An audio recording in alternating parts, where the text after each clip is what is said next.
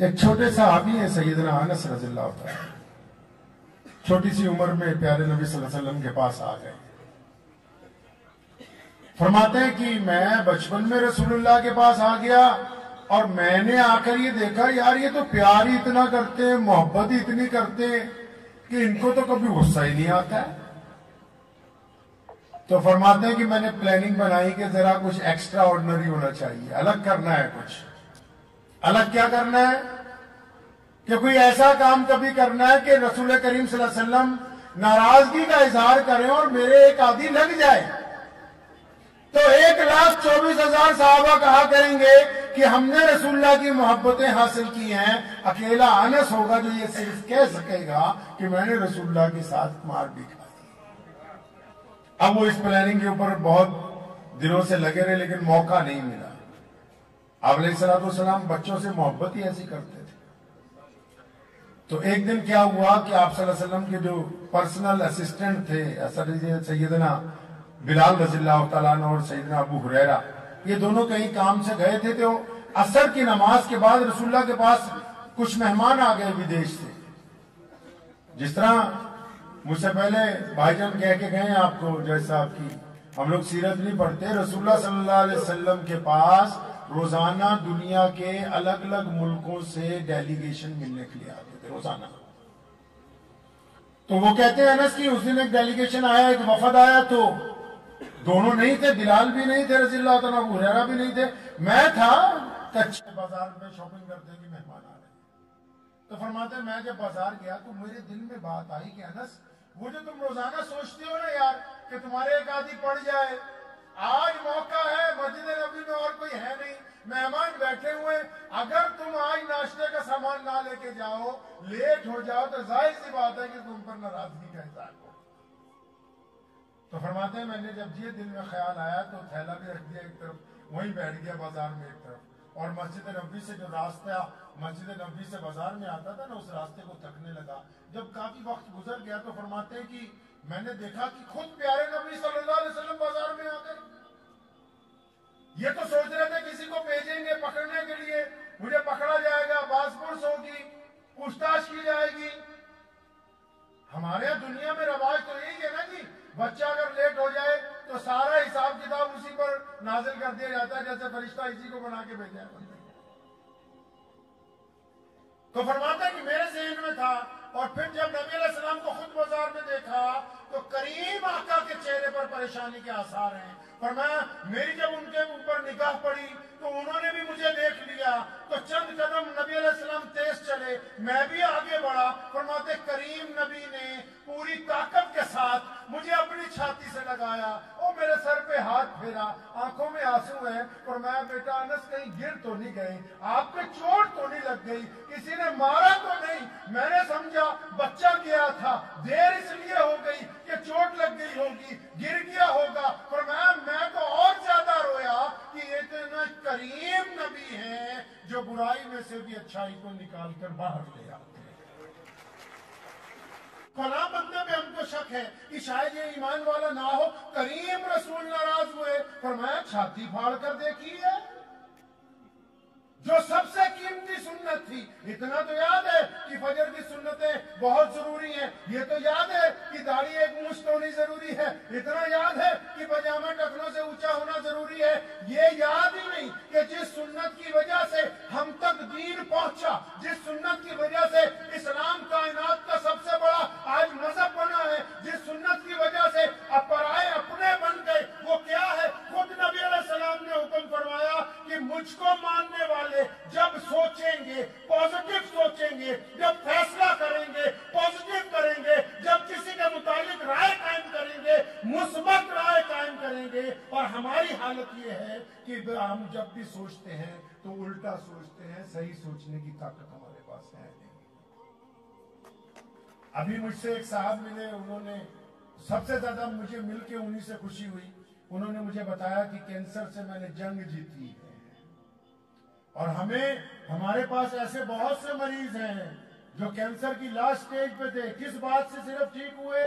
کیونکہ ان کو جن لوگوں نے ان کا علاج کیا اور جو گھر والے ان کے ساتھ تھے، جس مسجد میں وہ نماز پڑھتے تھے، تو ان لوگوں کی یہ تربیت ہو چکی تھی کہ جب یہ ملے تو اس کو یہ کہنا کہ کل سے آج بہتر ہو، کل سے آج اچھے لگ رہے ہو، اور پتہ لگ رہا ہے کہ صحت میں تبدیلی آ رہی ہے۔ ان کی دوائی سے زیادہ پازیٹیو سوچ نے ان کو دوبارہ معاشرے کے اندر کھڑا کر دیا۔ ہم تو جب کسی رشتہ دار سے ملنے کے لیے جاتے ہیں تو کیا کہتے ہیں جی کہ یار اچھا اس بیماری سے ہمارے بھی تایا کا انتقال ہو گیا۔ ہم الٹا نیگیٹو، جب ہم اپنے بھائی کے متعلق نیگیٹو سوچتے ہیں، اپنے غیر مسلم دوست کے متعلق نیگیٹو سوچتے ہیں، اپنے پڑوسی کے متعلق نیگیٹو، بیوی کے متعلق نیگیٹو، بیوی شوہر کے متعلق نیگیٹو، باپ بچوں کے متعلق نیگیٹو، اور پیارے نبی علیہ السلام نے جو اتنا بہترین ہم کو دین عطا فرمایا، اس دین کا مقصد کیا ہے؟ ہم مسلمان بنے کیوں ہیں؟ قرآن نازل کیوں کیا گیا؟ نبی علیہ السلام پر سر پہ ختم نبوت کا تاج سجا کر کائنات کے اندر تشریف لائے ہیں، وجہ مبعوثیت کیا ہے؟ اگر پوچھ لی جائے تو بہت اچھے اچھے لوگ شاید جواب نہیں دے سکے۔ کسی سے بھی پوچھیے آج جا کے آپ کہ اسلام کا مقصد کیا ہے، کیوں ہم مسلمان بنے؟ کیا بات ہے کہ کائنات میں آج اسلام سب سے بڑا مذہب ہے، اور اس کے بیچ میں حیرت کی بات یہ ہے کہ پوری دنیا میں مسلمان ترقی کی طرف گامزن ہیں اور ہمارے ملک کے مسلمان آپس میں تنزلی کی طرف گامزن ہیں۔ یہ فرق کہاں سے آیا؟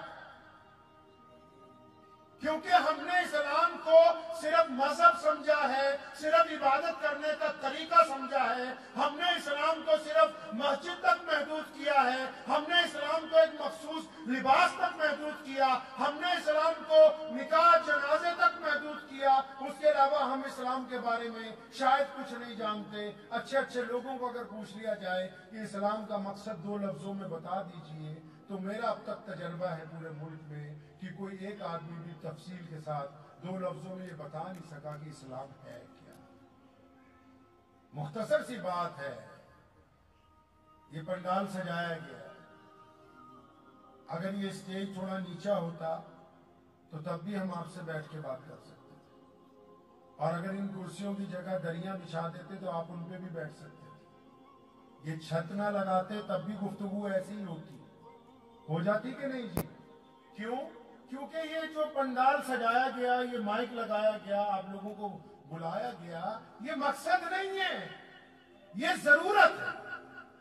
مقصد انہوں نے یہاں لکھ کے لگایا کہ مقصد یہ تھا کہ جو لوگ کامیاب ہوئے ہیں ان کی حوصلہ افزائی کریں گے اور کچھ تعلیم کے بارے میں بات کریں گے۔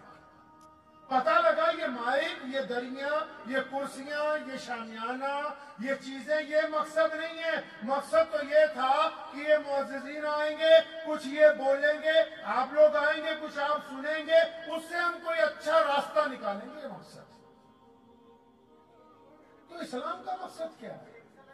کیا نماز پڑھنا اسلام کا مقصد ہے؟ کیا روزہ رکھنا اسلام کا مقصد ہے؟ کیا زکوٰۃ دینا اسلام کا مقصد ہے؟ ہم لوگ اس بات کو ذہن نشین کیوں نہیں کرتے کہ جو ضرورتیں ہیں وہ الگ چیز ہے، مقصد الگ چیز ہے۔ ہاں، ضرورتیں فرض کا درجہ رکھتی ہیں کیونکہ ضرورتوں کے بنا ہم اپنے مقصد تک نہیں پہنچ سکتے۔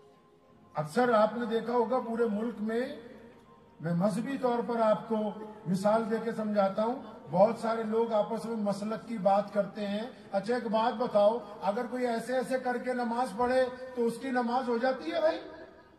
بولیے، ہو جاتی ہے؟ ماشاءاللہ سارے ہی مفتی ہو آپ تو، مسلمان تو آج کل سارے ہی مفتی ہیں۔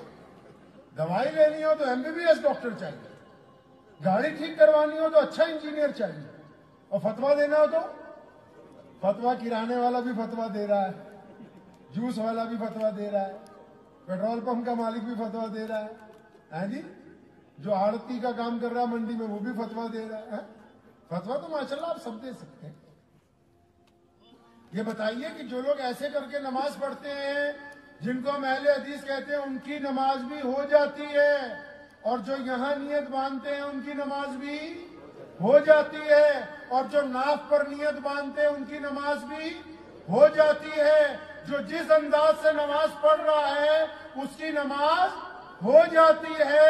اب حیرت کی بات ہے کہ جو ضرورت تھوڑا بہتا آگے پیچھے کر کے پوری ہو رہی ہے، ان ضرورتوں پر ایک دوسرے کے خلاف فتوے ہیں، ان ضرورتوں پر اجتماع ہے، ان ضرورتوں پر تقریریں ہیں، اور جو اسلام کا مقصد ہے وہ ہمیں پتہ ہی نہیں.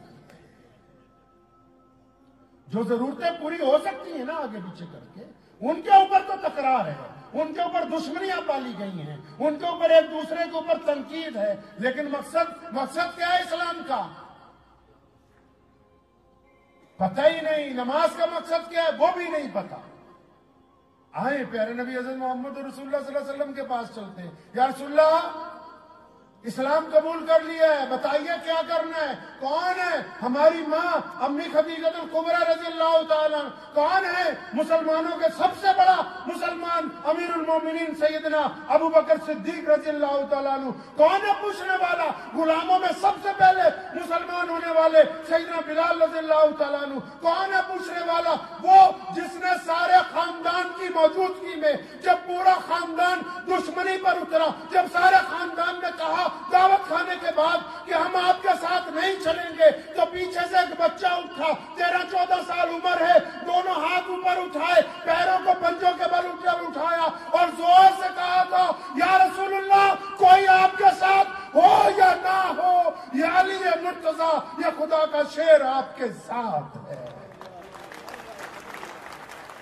کس نے یہ سوال کیا کہ یا رسول اللہ آپ کو مان لیا ہے، آپ کے رب کو مان لیا ہے، کرنا کیا ہے؟ اور ابھی اس وقت تو نماز فرض نہیں ہوئی تھی، اس وقت تک روزہ فرض نہیں ہوا، ابھی زکوٰۃ نہیں آئی، ابھی پورے اسلامی احکامات نہیں آئے، ابھی معراج کی رات نہیں آئی. انہوں نے پوچھ لیا چاروں نے، یا رسول اللہ آپ کے اسلام قبول کر لیا، آپ کو نبی مانا، خاتم النبیین مانا، آپ کے رب کو رب مانا، یا رسول اللہ کرنا کیا ہے؟ کریم رسول نے مقصد اسلام بیان کیا. فرمایا ابو بکر، جس بندے نے میری بات مان کر کلمہ لا الہ الا اللہ محمد الرسول اللہ پڑھ لیا، اب اس پر لازم ہے کہ وہ دنیا کے تمام انسانوں کو برابری کا درجہ دے گا. یہ اسلام کا وہ مقصد ہے جس کی وجہ سے آج ہم کلمہ پڑھنے والے ہیں.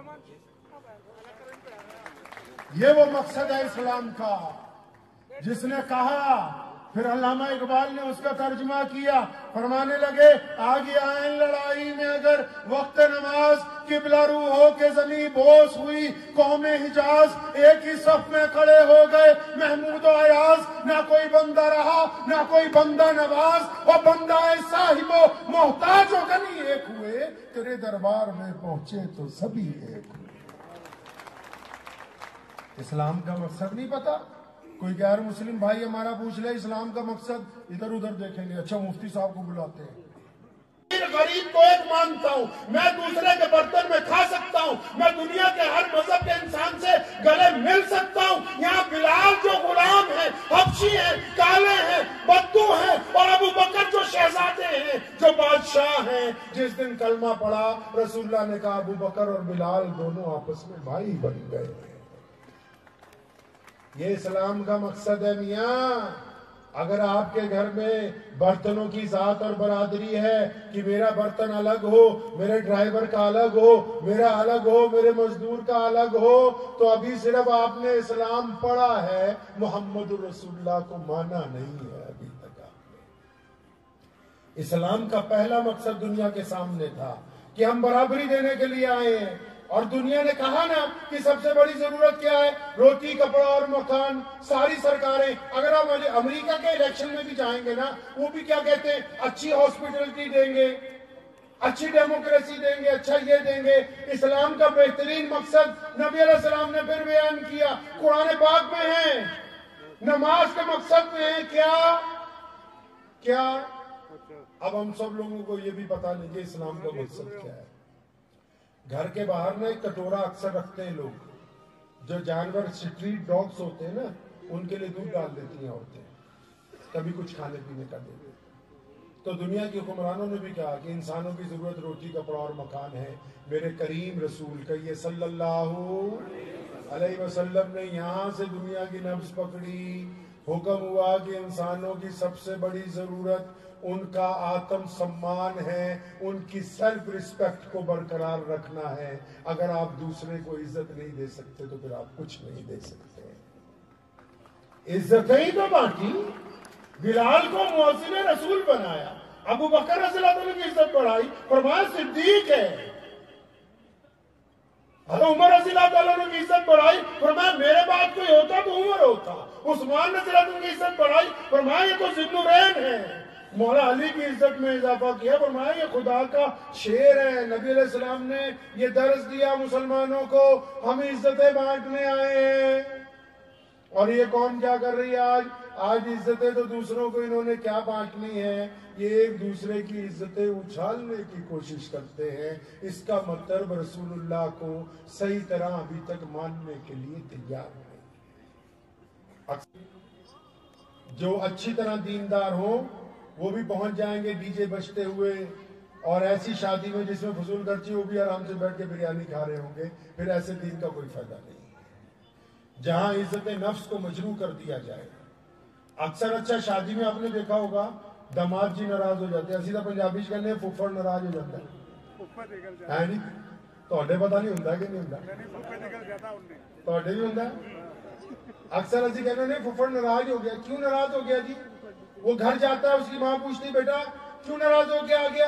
کھانا اچھا نہیں کھلایا، بٹھایا صحیح جگہ نہیں، کھانا بھی اچھا تھا، بٹھایا بھی اچھی جگہ، لیکن عزت سے نہیں کھلایا۔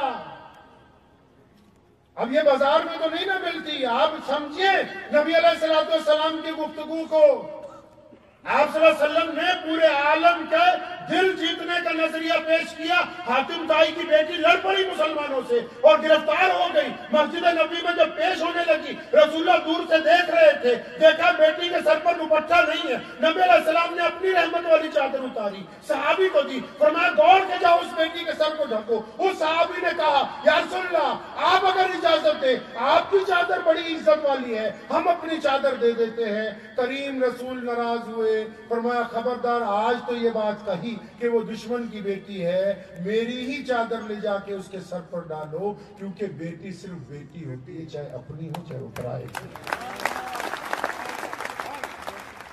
تو جب ان کے سر پہ چادر ڈالی گئی، وہ آ کے ملی، انہوں نے اپنے بھائی عدی کو جا کے کہا وہ عدی آپ سمجھتے ہو کہ وہ بادشاہ ہے؟ نہیں، وہ تو پوری دنیا کے دلوں کے شہنشاہ ہیں، وہ تو لوگوں کو عزتیں بانٹنے آئے ہیں۔ ہم عزت بانٹ سکتے ہیں کیا آپ اپنے گھر میں عزت بانٹتے ہیں؟ کیا آپ نے یہ طے کر رکھا ہے کہ ہم اپنے معاشرے میں لوگوں کو عزت دیں گے؟ بات وہی ہے جو مجھ سے پہلے کہہ کے گئے ہیں کہ کہاں تک آپ کا مزاج ادب کے اندر شامل ہے، آپ کہاں تک دوسروں کو احترام کرنا چاہتے ہیں۔ ہم تو اتنی بڑی بیماری میں مبتلا ہیں کہ اشتہار میں نام چھوٹا بڑا ہو جائے تب بھی اجلاس کے اندر پنگا پڑ جائے۔ جن لوگوں کی خود پرستی ان کو مجروح کرتی ہو، آپس کے اندر وہ لوگ کس طرح کامیاب ہو سکتے ہیں؟ اسلام کے مقصد کو سمجھ لیجئے۔ اور سنیے، آپ لوگ سارے نماز پڑھتے ہیں، ماشاءاللہ پڑھتے ہیں جی نماز سارے؟ جو نہیں پڑھتے وہ بھی کہیں انشاءاللہ ایسے پڑھنے لگے ہیں انشاءاللہ۔ نماز سارے لوگ پڑھتے ہیں۔ اگر ابھی میں چند لوگوں سے سوال کروں کہ نماز کیوں پڑھتے ہیں تو کوئی بڑا جواب نہیں آئے۔ خود اندازہ لگائیے کیوں نماز پڑھتے ہیں، کوئی ٹھوس وجہ ہے نماز پڑھنے کی؟ کچھ پتہ ہے نماز کیوں پڑھتے ہیں؟ اللہ کو راضی کرنے کے لیے؟ اور کوئی وجہ ہے اس کے علاوہ؟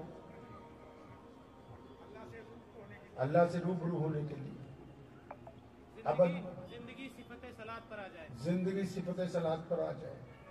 اندازہ آپ یہ لگا لو مسجد کے پیچھے لڑنے کے لیے تیار ہیں، اور جو نماز پڑھتے ہیں اس کی وجہ تسمیہ کیا ہے، قرآن پاک میں اس کا ذکر ہے، وہ ہمیں بتا۔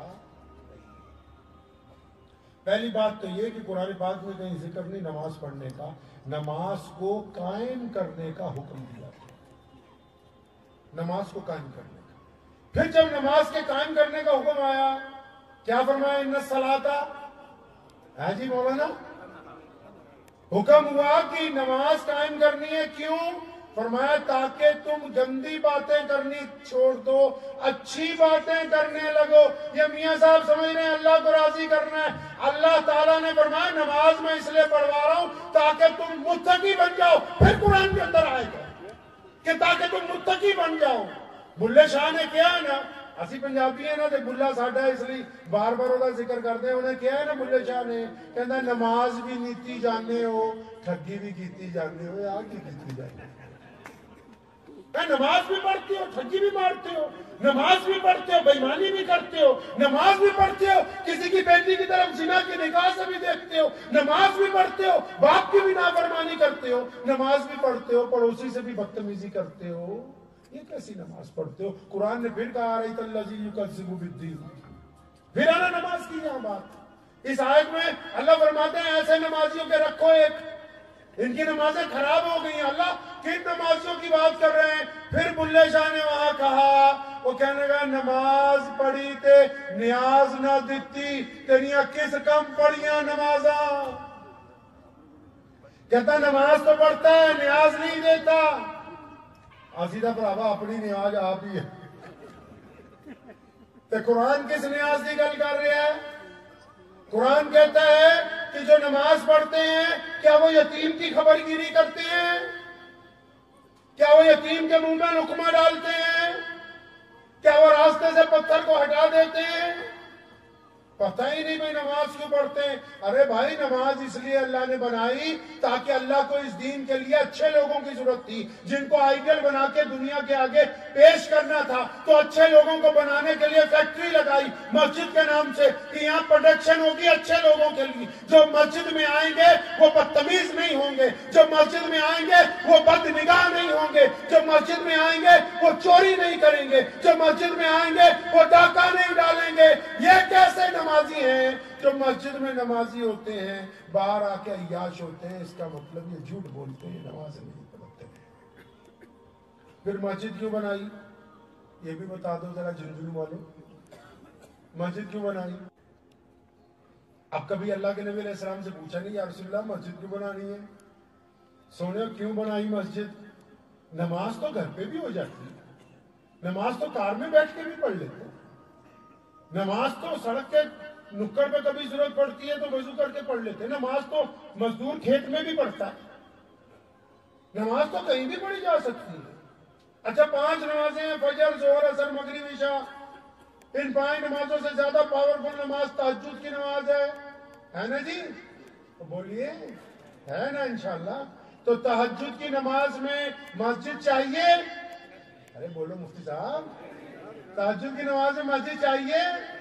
اذان ہوگی؟ امام چاہیے؟ نہیں، تو پھر 5 نمازوں کے لیے اتنا بڑا جگاڑ،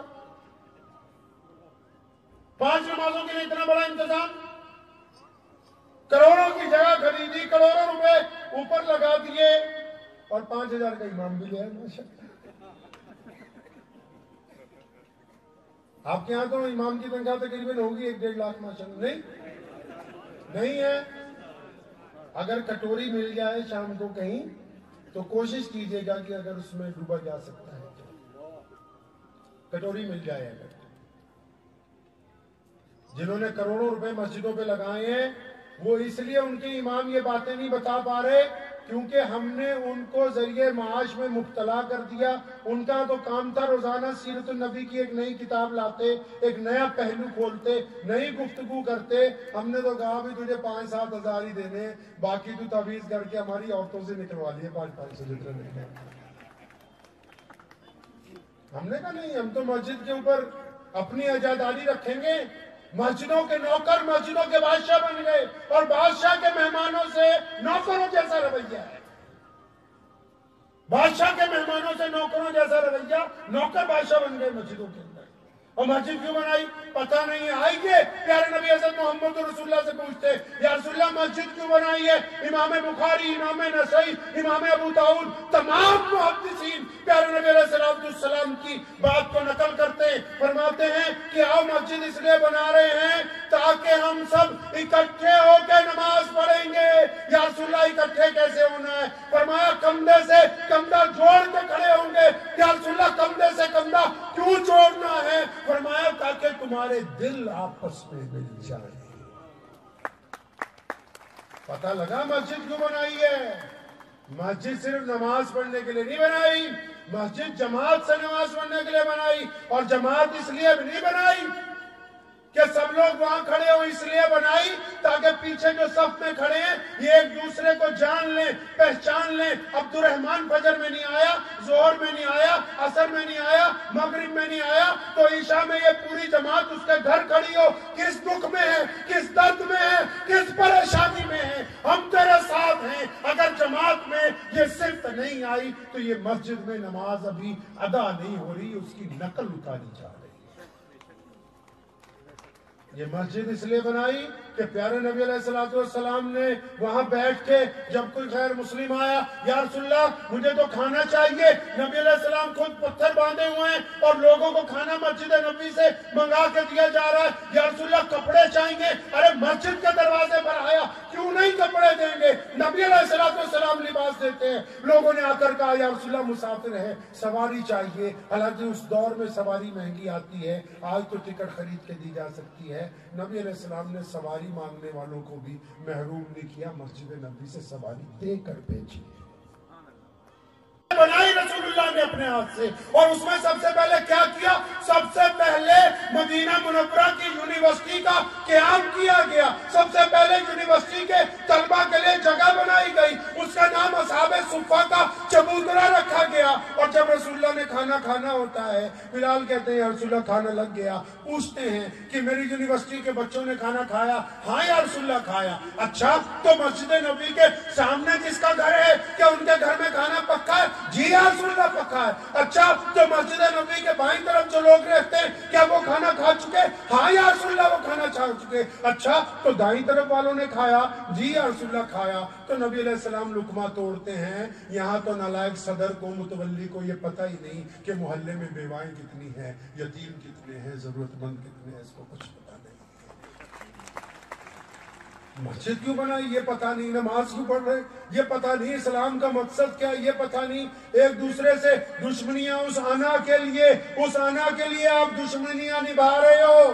برادری واد کی سنو جھنجھنوں کے مسلمانوں، برادری واد کی دشمنیاں اس آنا کے لیے لڑ رہے ہو جو آنا ایسی ہے کہ ابھی جب آپ کا انتقال ہوتا ہے تو وہ اولاد جس کے لیے ٹھگیاں ماری، وہ اولاد جس کے لیے جھوٹ بولا، وہ اولاد جس کے لیے حرام مال کما کے لائے، وہ اولاد جس کے لیے زمینیں تیار کی، وہ اولاد جس کے لیے بینک بیلنس تیار کیا، وہ پھٹافٹ جا کے مولوی کو کہتے ہیں جلدی سے غسل دے دو، ابا کو عصر سے پہلے دفنانا ہے.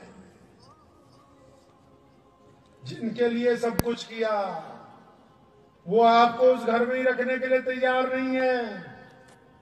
سنا کبھی کسی بیٹے نے کہا ہو کہ میرے باپ کی قبر یہیں میرے صحن میں بنا دو، میں صبح شام اپنے باپ کی قبر کے پاس بیٹھا کروں گا؟ ویران پڑے ہیں. اور اب دشمنیاں، وہ دین جس نے دنیا کو پیغام محبت دیا ہو، وہ دین جس نے مظلوموں کا ساتھ دیا ہو، وہ دین جس نے دنیا میں تعلیم کا آغاز کیا ہو، وہ نبی جس نے کہا جب ضرورت پڑی ایک جنگ کے موقع پر باہر سے منجنیق ایکسپورٹ کرنے کی بات آئی، صحابہ نے کہا یا رسول اللہ چائنا سے منگوا سکتے ہیں؟ فرمایا نہیں، ہم منگواتے نہیں ہیں، 2 بندے بھیجو بنانی سیکھ کر آئیں. مطلب رسول اللہ چاہتے ہیں کہ دین سیکھا جائے، نہ کہ اس کی میل ناپ تول اس کے اندر کیا جائے. ہم نے تو اس کو ضرورت نہیں سمجھا، ہم نے اسلام کو ایکسٹرا آرڈنری جاب سمجھا. نہیں، آپ کا بیٹا جج ہو لیکن ایسا ہو جس کو قرآن کی پوری تعلیم ہو جیسے اس وقت آپ کے درمیان موجود ہے. آپ کا بیٹا ڈاکٹر ہو لیکن ایسا ہو جس کو قرآن پتا ہو کہ قرآن کہتا کیا ہے، کہ مریضوں کے ساتھ تیمارداری کرنی کیسے ہے.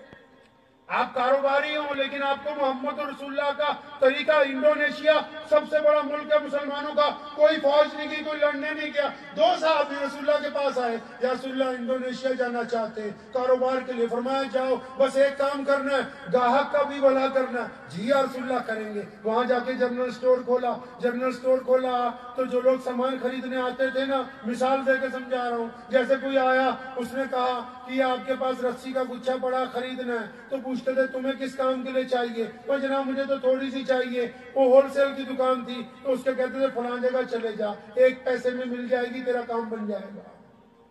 کوئی دوسرا آیا سامان خریدنے کے لیے تو سامان اس طرح بیچتے تھے کہ اس کو بھی 10 روپے بچ جائیں، کیونکہ رسول اللہ نے کہا کہ بیپاری جب بیپار کرے تو اپنے گراہک کا بھی فائدہ سوچے. اور جب اس طرح کام کرنے لگے، نماز کے وقت میں اپنی دکان کو تالا لگانے لگے، تو ایک ایک کر کے پورے شہر والے پوچھنے لگے وہ دن میں 5 وقت کہاں چلے جاتے ہو؟ یہ بار بار دکان تمہاری 15-20 منٹ کے لیے بند کیوں ہوتی ہے؟ جب لوگوں کو بتانا شروع کیا کہ یہ تو ہم اللہ کی عبادت کرتے ہیں. ہمارے نبی علیہ السلام نے بتایا آج دنیا کی سب سے بڑی اسلامی یونیورسٹیاں اس ملک کے پاس موجود ہیں جہاں صرف 2 صحابی گئے اور رسول اللہ کی سنت کے مطابق انہوں نے کاروبار کیا.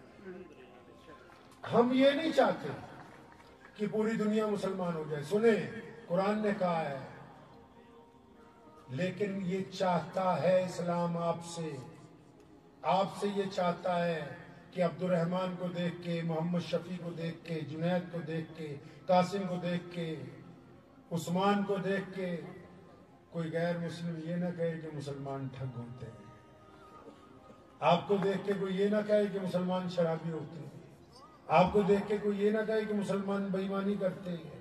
آپ نے یہ کب سمجھا کہ اسلام کا ٹھیکہ صرف مولویوں نے لیا ہے؟ نہیں. آپ نے اگر اسلام کی فوٹو نہیں دیکھی تو اپنے موبائل کی گیلری میں جا کر دیکھ لیجئے، عورتیں ہوں یا مرد ہوں، جو آپ کی اچھی سیلفی ہے وہی اسلام کی تصویر ہے. کیوں؟ کیونکہ ہمارے غیر مسلم دوست مسجد نہیں جاتے اور ان کو ضرورت بھی نہیں ہے، وہ قرآن نہیں پڑھتے، انہیں پڑھنے کی ضرورت نہیں ہے، لیکن وہ اسلام کو سمجھتے ہیں. کیسے؟ کیونکہ وہ آپ سے تعلق رکھتے ہیں. اب آپ کا کردار اگر اچھا ہے تو ان کے نزدیک اسلام اچھا ہے، آپ کا کردار اگر خراب ہے تو ان کے نزدیک اسلام اچھا ہے.